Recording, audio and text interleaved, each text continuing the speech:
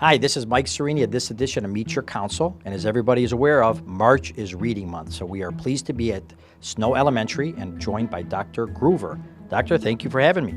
Well, thank you so much for coming and reading to our students. Excellent. So here's the thing, I had a great group. Be honest with you, I've done this many times, but your students really had a lot of questions. I think we were lucky that we were at a time where they were asking about government and government affairs. So it was a great event. How many times do you guys have guest readers, and do the students really like it? They do really like it. We have guest readers a lot this month, almost every day, actually. We were scheduled for 2 for today. Doc, another thing I noticed is that we do have many students asking very, very good questions I have a 9-year-old son. Some were asking, how do I get things done when, how do you work with others? And that's a testament to your staff. I think that's kids asking that type of detailed questions. And I know it's a political season, but at this age, I think it's a testament. So your staff, as far as the social studies, each teacher does that independently, or how's that work?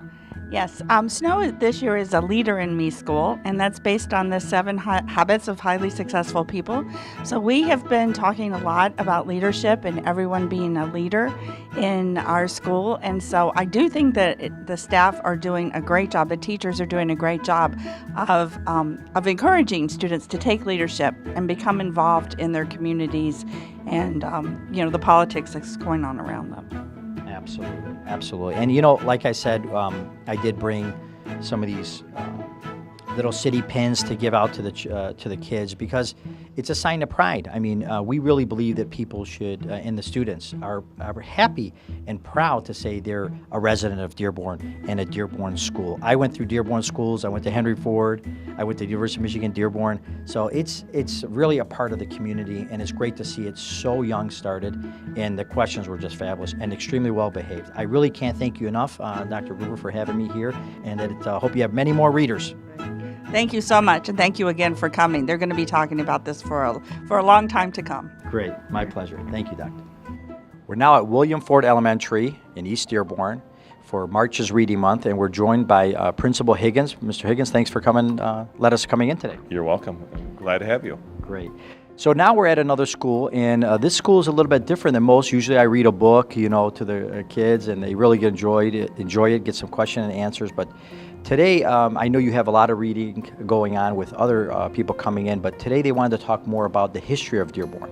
This kind of project kind of developed from one of our second grade teachers, Batul Hussain, and she took it a little step further, and she had her students do a writing project on their favorite places in Dearborn. Excellent. So when they did that, she worked with our technology coach actually within the city or within the school system, who had her come up with an interactive map, a Google map. And the students were able to, they put an icon on this Google map, and when you click on that, the actual writing that the kids wrote about different places throughout Dearborn came up. Everything from Famous Hamburger to Henry Ford Village across the road, Greenfield Village, and so on.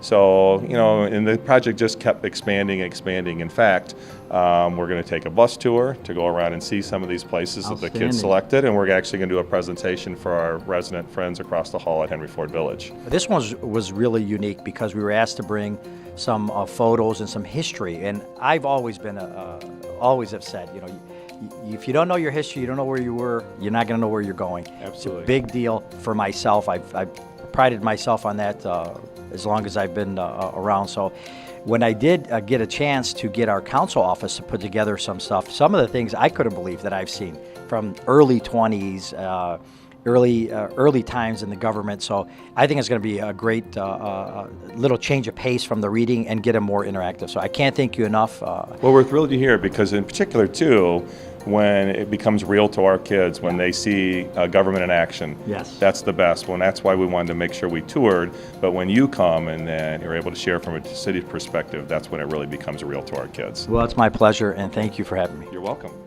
We're joined now with Batul Hussain. She's a second grade teacher that came up with the project regarding the history of Dearborn. And Batul, thank you for joining me. Thank you very much for coming.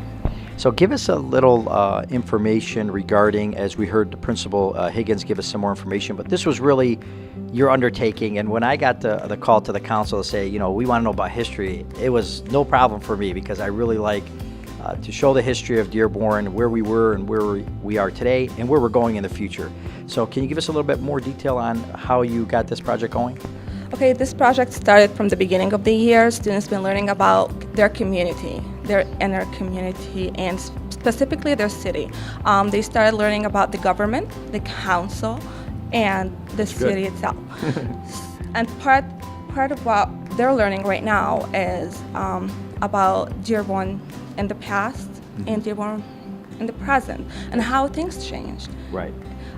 It's hard for them to undertake all this knowledge without seeing something concrete. Right. And that's why your presence in this was very important for us. It's great to see it start so early. And how do you feel the kids are taking to that? Okay, part of the things, most of my students are actually coming from different countries like Yemen, Iraq, Syria. They need that connection with the city that they're living in, learning about the past and the history of their city, and then learning where their city is going to go on. That's help them become better citizens, undertake some roles in the city, in their community where they're Absolutely, living. yeah. And that's why we found out this is very important for them to interact and learn more to become better citizens.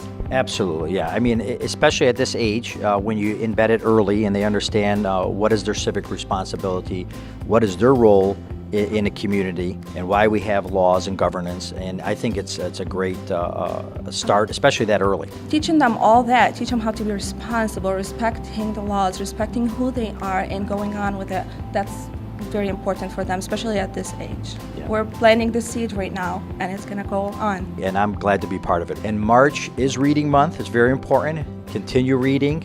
And thank you again. This is Mike Sareini of this edition of Meet Your Council.